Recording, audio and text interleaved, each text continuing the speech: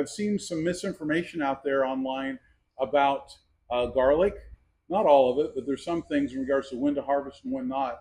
And I have some garlic here that has already been cured. It was harvested about 2 weeks ago, but I want to tell you some pros and cons and why we harvested when we did. Okay. We were having here, we're in Fort Worth, Texas, and we're having a huge amount of rain of late.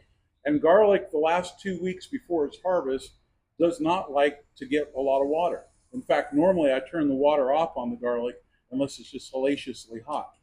And so what I was shooting for was about this time to harvest, but instead I harvested at the beginning of the month. So I lost a couple weeks, 2 to 3 weeks of size. It still came out fairly nice. It's a nice sized bulb for the first year being in this particular strain here. But the big problem you have is this. When it's in the ground and when it's raining, and I'm not talking about a light rain, we had flooding rain.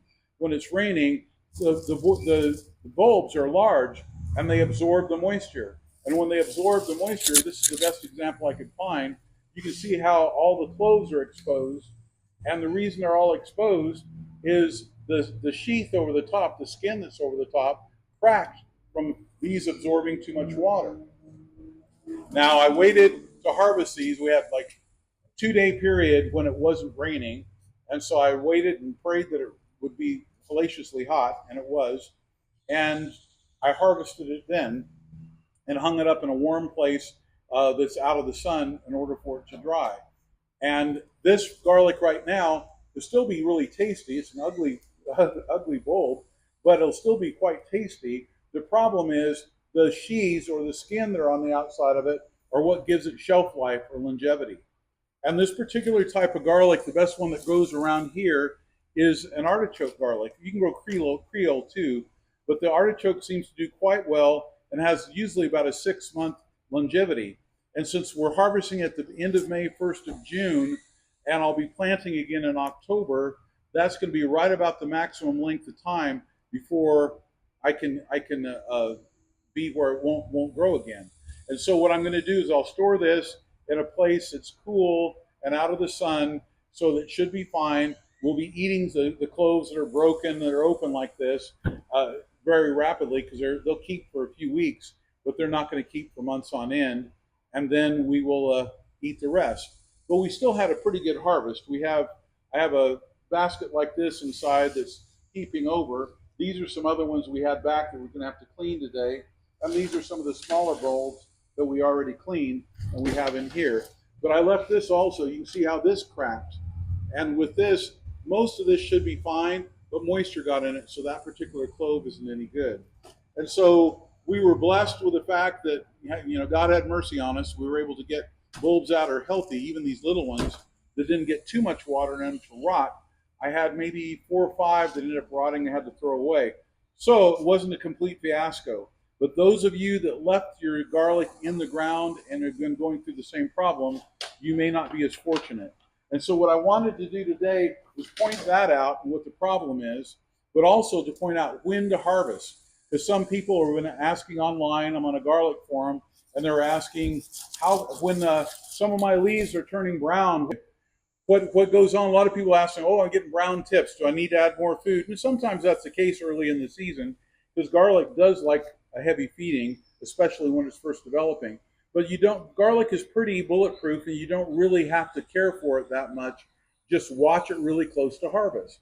What happens is you see all these leaves off the plant. See all these leaves? There's 1, 2, 3, 4, 5, 6, 7, 8, 9, 10, 11. There's 11 leaves there.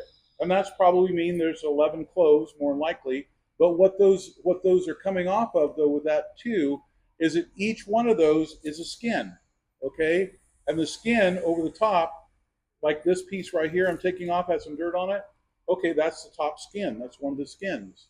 And so what you do with this, I'm going to have you do it in a minute, Trey. But what I'm going to do here is cut this right here. I turn this around here, and that's trash there. I cut this is the roots. I cut the roots back. Okay. Then you just peel off the least amount of possible. You see the dirt. Just keep that out to keep it because you want it to look pretty on your shelf, obviously. And this one here, the second coat here, since it's loose, I will pull that back. But normally I wouldn't. But you see how pretty it becomes when you take that off? Yeah. Okay, that's ready for storage. See how hard and tight that is? It is. That's how the garlic's supposed to be when you store it, and that should keep up to about 6 months.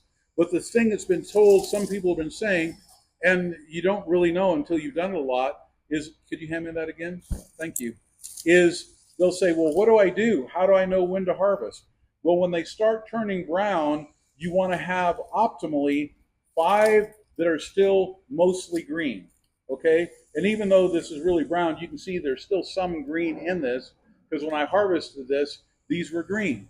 We have about 5 here that are green, were green, and the others are brown. You want the brown because you know that's ready to be harvested, close to it, but you really don't want less than about 4 leaves that are still green. And the tips can be brown, but from about here to here, you want green, because then it gets a nice tight sheath for protection to the garlic, which will help it to keep. If you have it where those sheaths are either you leave it too long and it dries completely out, then all those sheaths are not tight and they won't keep moisture out or air out, so it has a tendency to get deteriorate over time.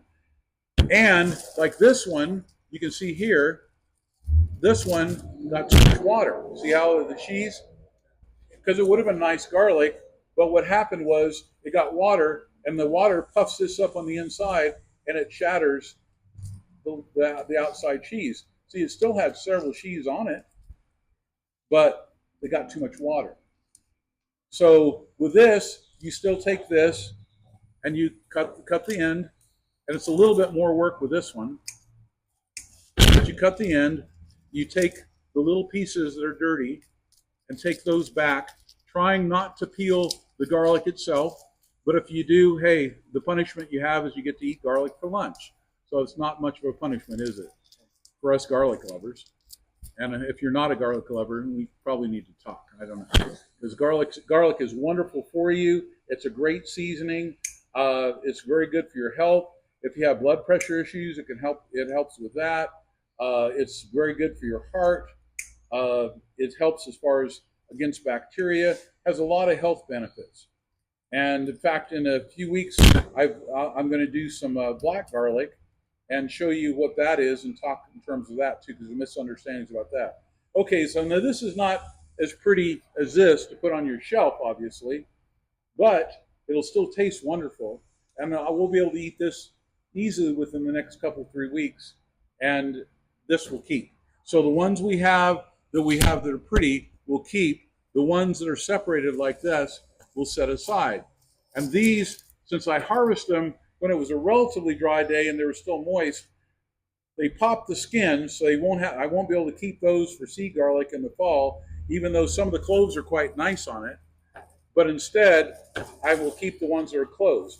So once I'll let you do this. That can be, cut that off and just go from there. All right. You want to do a couple more? Yeah, absolutely. And garlic is a wonderful thing to have in your garden. It helps a lot.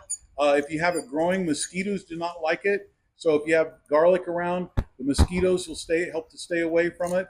You can take, if you have extra garlic that's ugly, and maybe say they have a couple of pieces of fungus on it, and so it's not something you necessarily want to eat, you can cut that fungus off. If you have a garlic press, you can clean it, press all this out, and take 1 to 2 bulbs, say from your harvest, press that out into a jar of water, like a filtered water, and let it set for, say, a month, and then maybe 2 weeks at a minimum, and then turn around and decant it through a filter, like you can get a paint filter from a paint store, and you have that liquid. You can take that liquid and put it in with some additional water. If you did it in a quart jar, if you do it in a gallon, you can just do it in a gallon, and take and spray. So if you're outside, say if you're doing a barbecue, you can have it around your barbecue. Spray it in the plants. Spray it in the grass and spray it in the leaves of the plants. Like we have this fern right here. It's holly fern. If we were around holly fern sitting on the porch right now, we could spray that into the plants, it gets into the plant itself. And if it doesn't rain, or if you're not watering on the outside leaves of the plant, the mosquitoes confuse it for a field of garlic, and the sulfur smell in it they do not like, so it helps to keep them away. Now, as soon as you walk to the outside of the area you sprayed, they're waiting for you. But if you're in while you're in here, they'll stay away from it. And then if it does rain, you just need to spray again. But that can last up to about a month, and it's a very healthy way to keep mosquitoes at bay, or at least majority of them, by utilizing the garlic that you would have discarded otherwise. Wow. So, Let's do that. all right, that'd be great. All right, well, thank you, Trey, and we're working together, trying to learn how to garden. It's a passion of Trey's. He's wanting to do it for himself as well as his family, and so those of you who are interested, kind of follow his journey as we periodically have him on the program to show some of the things he's learning, and I'll interview him soon in regards to what his thoughts about it are. For those of you who are not gardening, please do. We need to garden. Just we need to go back to what they did in World War I and World War II. World War I, they had Liberty Gardens. World War II, they had Victory Gardens. Well, I feel like we need to be victorious as well. And if we have healthy food for our families, and they're eating more nutrient dense food that we're growing and we know where it's coming from, and it's raised without pesticides or herbicides, we're getting stronger, we're staying healthy, and we have an abundance to share with our community. The more we can do that, the better off we are. And I would really like to have this aspect, this idea, to go viral to everyone who's thought about gardening. Begin to grow your victory gardens. Do like they did in World War II. Put it in the front yard. Share it with your neighbors. At that time, 40% of all the produce that was produced in this country was done in front yards. They stopped after that because we looked to large producers. But because of transportation, because of costs, because of lack of workers, our availability for quality nutrient dense food is going down instead of up. And we need to stay healthy, people. So do what you can, get your garden in, watch programs like mine and other people's programs as well. Stay healthy and stay strong, and get some sun. Get out and use your hoe in the garden. Talk to you soon. Thank you.